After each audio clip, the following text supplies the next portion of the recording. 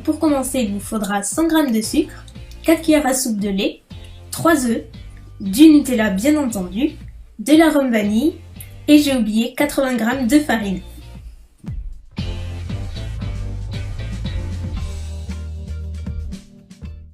Donc dans un premier temps, je mélange mes 3 jaunes d'œufs avec le sucre jusqu'à ce que le mélange blanchisse légèrement. J'ajoute ensuite les liquides comme l'équivalent de 4 cuillères à soupe de lait ainsi que l'arôme de mon choix qui est la vanille. Vous pouvez opter pour de la fleur d'oranger ou ce que vous voulez, ou rien du tout, puis mélanger. Et enfin, ajouter les 100 g de farine que j'ai oublié de vous montrer au tout début mais qui sont bel et bien là et on en a absolument besoin. Puis mélanger jusqu'à avoir une préparation homogène comme d'habitude. Dans un autre saladier, on va monter les blancs en neige fermes et aérés le plus possible. Puis on incorpore doucement à l'aide d'une spatule en silicone de préférence petit à petit les blancs en neige jusqu'à les incorporer au mieux à la préparation sans les casser. Alors là, écoutez-moi bien, c'est là où tout va se jouer et c'est là où il faut être le plus attentif possible. Si vous voulez réussir votre roulé au Nutella, il vous faut investir dans un tapis à rebord en silicone comme ceci. J'ai acheté le mien chez Jiffy et croyez-moi, si vous utilisez autre chose, vous n'allez pas arriver à rouler votre pâte correctement, ça va se casser et puis ce sera du travail gâché tout simplement. Croyez-moi, ça fait toute la différence, il faut vraiment que le tapis soit à rebord, vous pouvez en trouver n'importe où au rayon pâtisserie, ça fait toute la différence. Et moi depuis que j'ai ce tapis là, je réussis à tous les coups. Donc après avoir tapissé mon moule donc de papier cuisson, papier sulfurisé, peu importe, assurez-vous juste qu'il soit anti-adhérent pour que ça se démoule le plus facilement possible.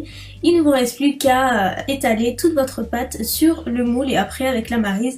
Et puis en faisant des mouvements, vous allez voir, ça va se tasser tout seul, ça ne déborde pas. D'où l'intérêt d'avoir un tapis à rebord, vous voyez un petit peu mieux l'idée. Et puis voilà, maintenant il ne vous reste plus qu'à tapisser tout ça. Puis enfourner 15 minutes à 160 degrés.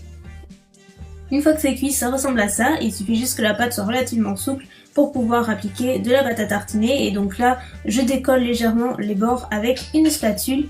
Et puis vient le moment marrant où vous appliquez votre Nutella ou votre pâte à tartiner de votre choix.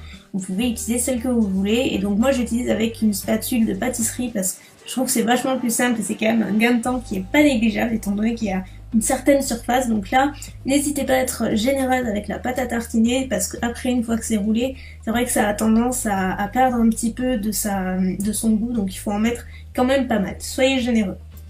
Vient la partie la plus délicate de la recette, à savoir rouler votre pâte en fait. Et c'est là où vous allez vous dire si c'est réussi ou si ça va se casser et c'est juste un stress monumental. Donc là, je vous assure, ça marche à tous les coups avec ce tapis à rebord. Le truc pour réussir, c'est d'y aller doucement mais sûrement, comme on dit. Il faut être patiente et surtout, il faut y aller avec une grande douceur. Donc petit à petit déjà, je roule petit à petit et surtout, je décolle le papier sulfurisé délicatement de façon à ne pas le retirer en même temps que la pâte non plus. Et lorsque je roule, je presse au maximum pour que ce soit vraiment bien serré et vous allez voir qu'à la fin, c'est quand même vachement plus sympa. Et je répète l'opération jusqu'à ce que ce soit roulé jusqu'au bout en retirant petit à petit le papier cuisson au fur et à mesure. Mais vraiment, il faut y aller très doucement. Et enfin, vous voyez en image, il faut juste avoir beaucoup de patience et il faut vraiment le vouloir, ce rouleau Nutella, je vous l'accorde. Mais je vous assure que c'est à la portée de tout le monde et c'est super simple. Même mon frère l'a déjà fait, donc je vous assure, tout le monde peut le faire. Et maintenant, la touche finale, c'est le sucre glace. Vous pouvez saupoudrer de cacao si vous préférez une saveur un petit peu plus chocolatée. Après, c'est une affaire de goût. Moi, je préfère le sucre glace, donc c'est ce que je fais. Je trouve ça super joli à la fin. Et puis voilà, après, il ne vous reste plus qu'à déguster votre rouleau Nutella au goûter ou pas.